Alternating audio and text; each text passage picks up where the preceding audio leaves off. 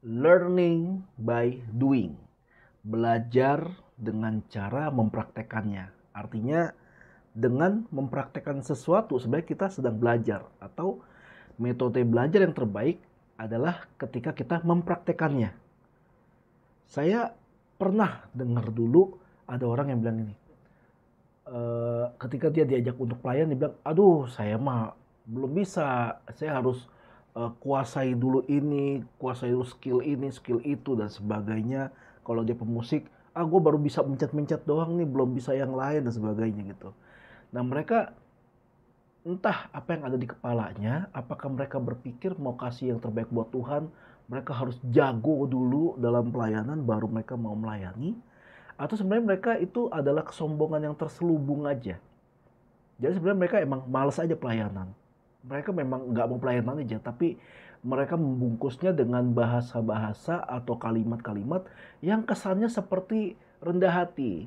Saya belum layak lah, saya belum jago mainnya, saya belum hebat, saya mainnya masih begini-begini aja.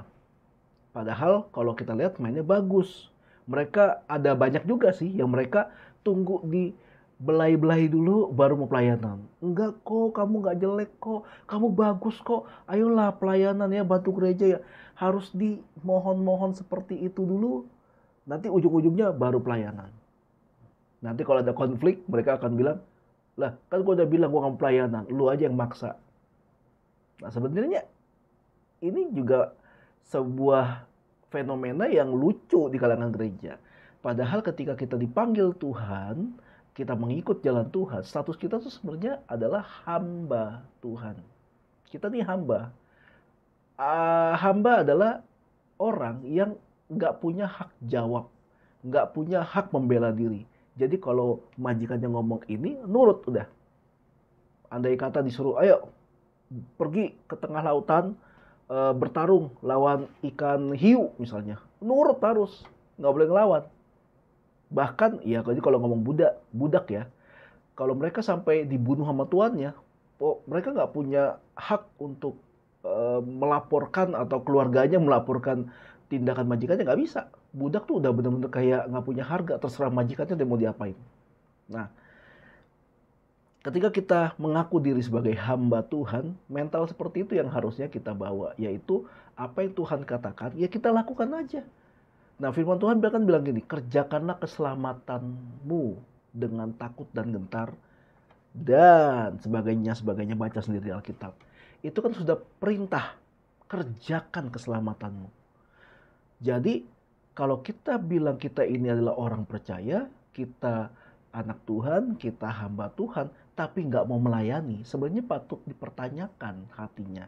Zaman sekarang apalagi banyak yang membela diri dengan bilang, oh pelayanan gue bukan di gereja, gue pelayanannya tuh di luar. Iya apa? Gue jadi berkat buat banyak orang. Oh iya, orang yang nggak percaya pun melakukan hal yang sama. Dia jadi berkat buat orang lain. Orang-orang yang tidak percaya Tuhan, mereka ada yang buka pabrik supaya ada banyak pekerja yang terserap dan memiliki penghasilan yang baik. Orang yang tidak mengenal Tuhan pun banyak yang melakukan sedekah, banyak yang melakukan charity, membagi-bagikan sembako ataupun sumbangan-sumbangan lainnya, bahkan mungkin lebih besar daripada apa yang bisa kita lakukan. Jadi kalau kita patokannya melayan Tuhan bukan di gereja tapi di luar. Bentar, di luar gereja kita memang harus jadi berkat, kita harus jadi terang. Tapi melayani pekerjaan Tuhan dalam sebuah komunitas itu sesuatu yang berbeda lagi. Karena di situ dibutuhkan penundukan diri kepada pemimpin di gereja. Dibutuhkan kerendahan hati yang lebih daripada di luar gereja. Kenapa? Ketika kalian punya pendapat, pelayanan gue tuh di luar, gue tuh melayani orang-orang yang terhilang, orang-orang di kolong jembatan dan sebagainya. Di situ kan kalian yang memimpin sesuatu, memimpin acara itu, tidak ada yang akan bisa mengkonfrontasi kalian. Andai kata ada, ya udah tinggal kalian depak. Nah itu bagus kalau kalian bisa membawa tim, membawa orang untuk melakukan pelayanan di luar gereja. Bagus. Tapi ketika kita mau melayani pekerjaan Tuhan di gereja, itu kita sedang dididik untuk rendah hati. Kita tahu kok, itu senior kita salah, kita tahu. Boleh tegur gak? Boleh, silakan tegur. Oh, yang salah justru bukan senior, tapi gembala. Boleh tegur gak? Boleh, silakan tegur dengan cara yang benar. Ya, saya anggap semuanya udah dewasa. Tapi jangan karena kita melihat pemimpin kita atau senior kita itu bersalah atau punya langkah yang salah, lalu kita membuat diri kita bersalah dengan cara kita tidak mau lagi pelayanan di gereja.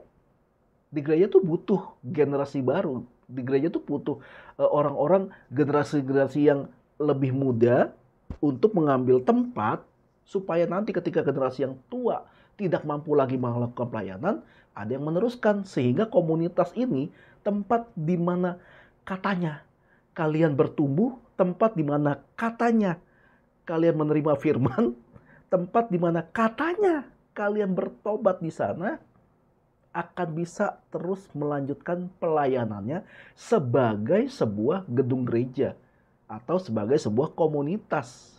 Mungkin di tangan senior kalian, gereja itu mengalami kegoncangan karena mereka berbeda generasi. Tapi dengan tanda kutip ya, tersingkirnya generasi yang tua dan akhirnya kalian yang turun tangan untuk menghandle pelayanan gereja sana, bisa saja gereja itu jadi lebih baik kan?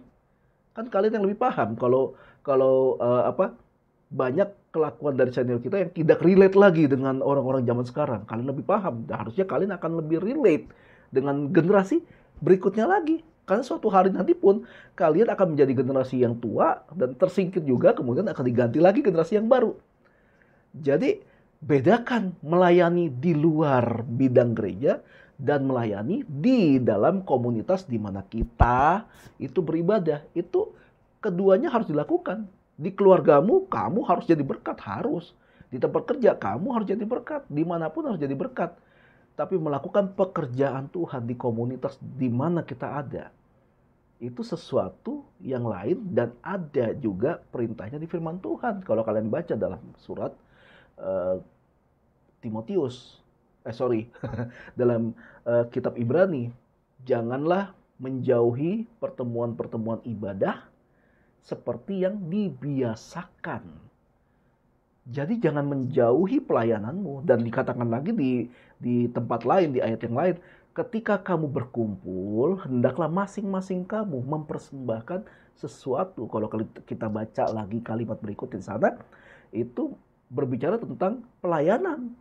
Ketika kita berada dalam sebuah komunitas dan kita sudah lama apalagi ya, dan kita dipenuhi dengan skill-skill tertentu. Kalau saya kan skill bermusik, saya punya dikaruniai juga skill berkhotbah, tapi saya nggak punya tuh kayak misalnya skill lighting atau skill lainnya lah gitu. Mungkin teman-teman yang lain yang punya. Nah, itu skill itu akan saling melengkapi dalam komunitas kita.